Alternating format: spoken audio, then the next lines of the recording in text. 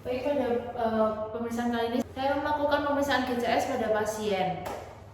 Yang pertama saya akan memperkenalkan diri dan melakukan konsen. Sebelumnya saya mengenal diri Ibu, saya Dr. Claudia berjaga pada poliklinik hari ini dengan Ibu siapa?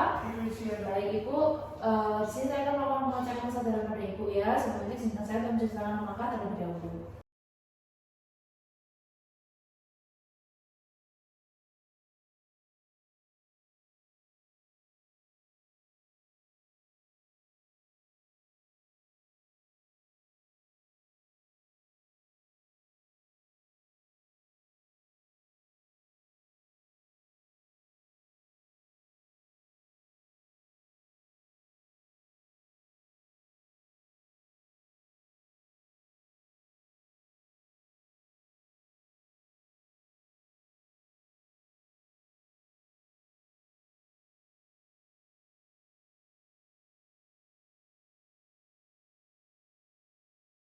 Baik, yang pertama saya akan melakukan pemeriksaan air respon atau respon mata. Oleh karena pasien di sini datang dengan keadaan matanya terbuka sehingga air responsnya itu spontan, yaitu nilainya 4. Kemudian jika pasien mengalami penurunan dari air respon seperti memerlukan pancingan suara untuk meminta pasien membuka mata, maka skornya 3. Jika terhadap diberikan rangsangan nyeri baru mau membuka mata itu hasilnya 2, dan jika tidak ada reaksi sama sekali hasilnya 1. Kemudian pada pasien ini air responnya 4. Setelah itu saya akan melakukan pengecekan verbal respon di mana saya akan menanyakan pada pasien dan melihat jawaban dari pasien. Ibu namanya siapa Ibu? Baik, Ibu sekarang ada di mana? Di klinik ya, baik. Hari ini hari apa Ibu? Hari Selasa, baik. Jadi verbal respons dari pasien itu baik sehingga hasilnya itu 5.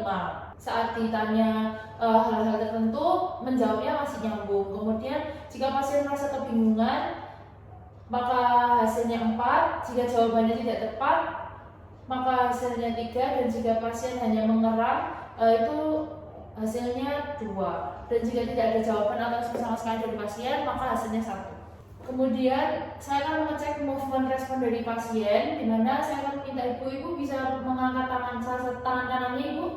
Baik, bisa turunkan tangan kiri. Baik, pasien masih bisa atau sadar dalam mengikuti arahan dari dokter sehingga hasilnya pada pasien ini 6. Jika diberikan arahan pasien tidak ada reaksi, maka akan diberikan rangsangan nyeri.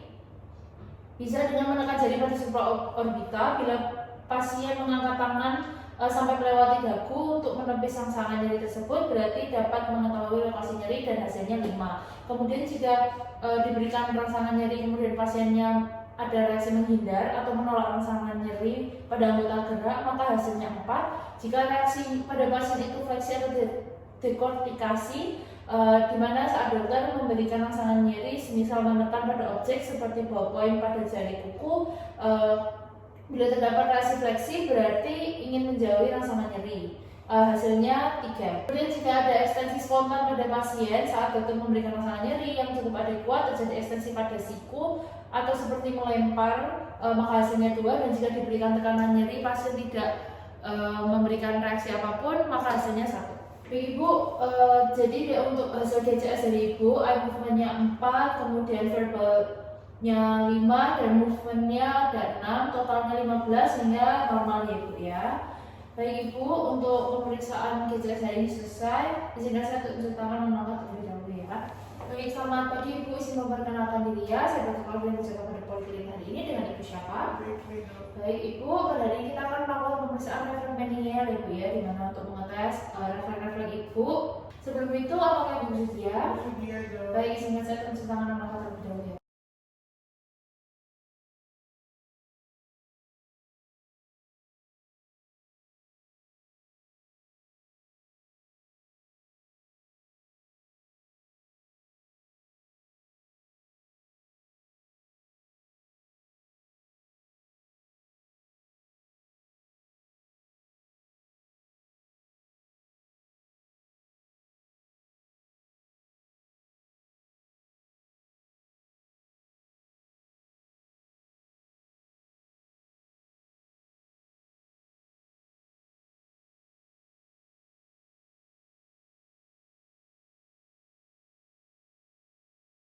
Baik Ibu, yang pertama kita akan melakukan pemeriksaan tempat duduk, di mana nanti saya akan berada di sebelah kanan Ibu, kemudian Ibu terlentang menyamankan posisi. Baik, kemudian saya akan melakukan rotasi pada kepala Ibu ya, nanti akan ke kanan kiri, permisi ya Ibu. Baik, kemudian saya akan meletakkan tangan kiri saya di bawah kepala pasien. Kemudian tangan kanan saya berada di atas dada. Dan saya akan menekukkan kepala pasien secara pasif dan mengusahakan agar pasien menekuk sampai dagu. Baik. Hasilnya kalau duduknya negatif ya Ibu ya. Kalau misal hasilnya positif atau abnormal, itu akan ada tahanan atau dagu tidak menyampai dada. Kemudian meningismus apabila pada saat kepala dirotasikan ke kanan ke kiri dan difleksikan ke arah dada terdapat adanya tahanan. Baik, setelah itu kita akan melakukan pemeriksaan klinik saya di mana Ibu tetap terlentang. Kemudian saya akan melakukan fleksi pada satu paha pada Ibu pada persendian panggul sampai membuat sudut 90 derajat. Permisi ya Ibu. Ya, kemudian saya akan melakukan ekstensi tungkai bawah pada persendian yang sama, yaitu persendian lutut sampai membuat sudut 135 derajat. Kemudian saya akan melakukan juga di sisi kontralateral. Kemudian untuk hasilnya, di mana kenik sign ini pada Ibu ini negatif ya atau normal karena ekstensi lututnya mencapai minimal 135 derajat. Kemudian dikatakan positif atau normal apabila tidak mencapai 135 derajat atau terdapat rasa nyeri. Apakah nanti terdapat rasa nyeri Ibu? Tidak ada ya. Baik, kita akan melakukan lasik tes. Kemudian untuk lasik tes ini saya masih mengangkat kaki Ibu ya, permisi Ibu. Tapi ini saya akan langsung mengangkatnya lurus seperti ini. Baik, saya akan melakukan di sisi kontralateral juga. Kemudian lasik tes pada Ibu ini negatif ya atau normal, di mana kakinya tadi bisa diangkat sampai maksimal. Dikatakan positif apabila ditemukan tahanan atau rasa nyeri pada saat diangkat pada sudut kurang dari 70 derajat. Tapi apakah ada nyeri Ibu saat diangkat? Tidak ada ya. Baik, kita akan lakukan pemeriksaan Brudzinski 1. Untuk tes Brudzinski 1, di sini pasien kembali terlentang, kemudian pemeriksa berada di sebelah kanan pasien, dan saya akan meletakkan kembali tangan kiri saya di bawah kepala pasien, permisi ya Ibu. Kemudian saya akan meletakkan tangan kanan saya di atas dada pasien dan mengarahkan kepala ke arah dada secara pasif. Baik. Kemudian saat saya mengangkat kepala pasien, saya juga mengamati bagian kaki dari pasien. Apakah terjadi fleksi involunter pada kedua tungkai pada sendi lutut? Pada Ibu ini negatif karena tidak ditemukan adanya reaksi involunter pada kaki. Jika positif atau abnormal, akan terjadi fleksi involunter pada kedua tungkai, terutama pada sendi lutut. Baik, kemudian kita melakukan tes Brudzinski 2, di mana Ibu tetap terlentang. Kemudian saya akan kembali mengangkat kaki Ibu dan membuat sudut 90 derajat seperti ini. Kemudian saya akan sedikit menekan ya Ibu ya, seperti ini. Baik. Saat ditekuk tadi saya akan melihat apakah terjadi reaksi involunter pada sendi panggul atau lutut. Pada Ibu ini normal atau negatif, jadi tidak terjadi reaksi involunter apa-apa. Kemudian saya akan melakukannya juga di sisi kontralateral. Baik, setelah itu saya akan melakukan tes Brudzinski 3, di mana pasien berbaring terlentang, kemudian pemeriksa berada di sebelah kanan pasien. Kemudian saya akan melakukan penekanan pada kedua os zigomatikus atau bagian pipi atas, sebelah kiri dan kanan menggunakan ibu jari. Permisi ya Ibu. Baik, kemudian hasilnya pada Ibu ini negatif atau normal, jadi tidak terjadi apa-apa saat penekanan os zigomatikus. Dikatakan positif atau abnormal apabila terjadi fleksi involunter pada kedua ekstremitas superior pada sendi siku atau bagian tangan. Kemudian kita akan melakukan tes Brudzinski 4, di mana pasien berbaring terlentang, kemudian pemeriksa berada di sebelah kanan pasien dan melakukan penekanan pada simfisis os pubis dengan tangan kanan pemeriksa. Permisi ya Ibu.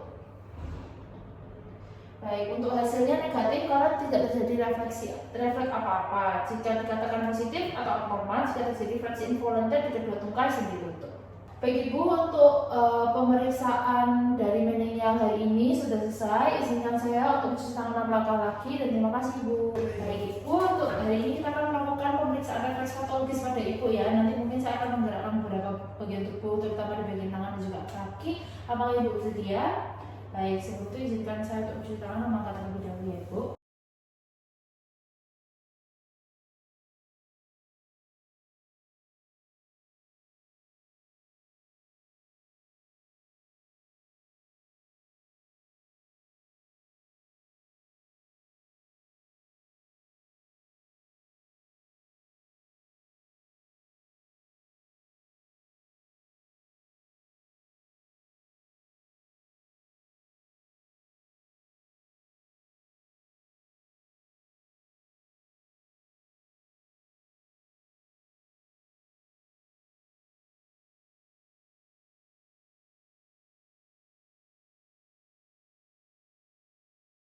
Kemudian saya akan berdiri di sebelah kanan pasien dan saya akan meminta pasien untuk duduk karena kita akan mulai pada ekstremitas atas atau tangan. Dan saya akan meminta pasien untuk duduk. Kemudian yang pertama saya akan melakukan pemeriksaan refleks Hoffman, di mana saya akan meminta pasien untuk melemaskan jari-jari tangannya. Kemudian saya akan melakukan ekstensi jari tengah dan kemudian melakukan petikan atau membariskan dengan cepat pada kuku jari tengah pasien. Permisi ya Ibu.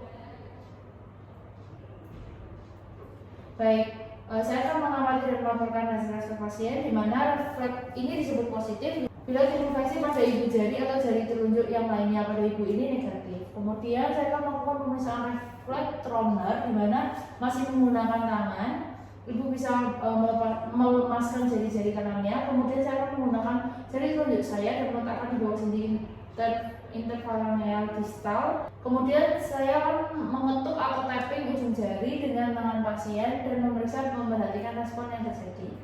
Kemudian saya akan mengamati refleksnya. Dikatakan positif jika ada gerakan fleksi pada ibu jari, jari telunjuk atau jari-jari lainnya. Baik, yang selanjutnya kita akan melakukan pemeriksaan refleks Babinski, di mana saya akan minta pasien untuk berbaring. Kemudian saya akan menggoreskan ujung palu refleks pada telapak kaki pasien, mulai dengan menyusuri tumit dari tumit lateral menuju ke atas, kemudian sampai ke pangkal kelingking dan menggoreskan dibelokkan secara cepat ke arah metatarso-phalangeal joint pada pangkal jempol kaki. Kemudian saya akan melakukan juga di sisi kontralateral, di mana pemeriksaan ini mengamati dan melaporkan respon dari pasien. Refleks Babinski dikatakan positif jika terdapat respon dorsifleksi ibu jari disertai pemekaran jari-jari yang lain. Dan hasilnya di ibu ini negatif. Kemudian kita akan melakukan refleks Chadocks, di mana pasien tetap berbaring. Kemudian saya akan kembali menggoreskan mulai dari bagian inferior malleolus lateralis sampai ke kulit dorsum pedis bagian lateral berlawanan jarum jam. Dan saya akan melakukannya di sisi kontralateral, di mana di sini juga mengamati dan melaporkan respon pasien. Refleks Chadocks dikatakan positif jika ada respon dorsifleksi ibu jari disertai pemekaran jari-jari yang lain.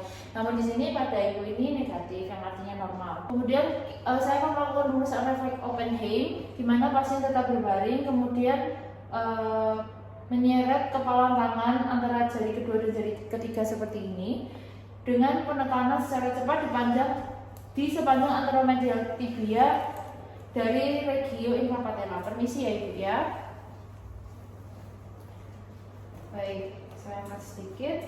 Di sini anteromedial tibia, kemudian regio infrapatella seperti ini.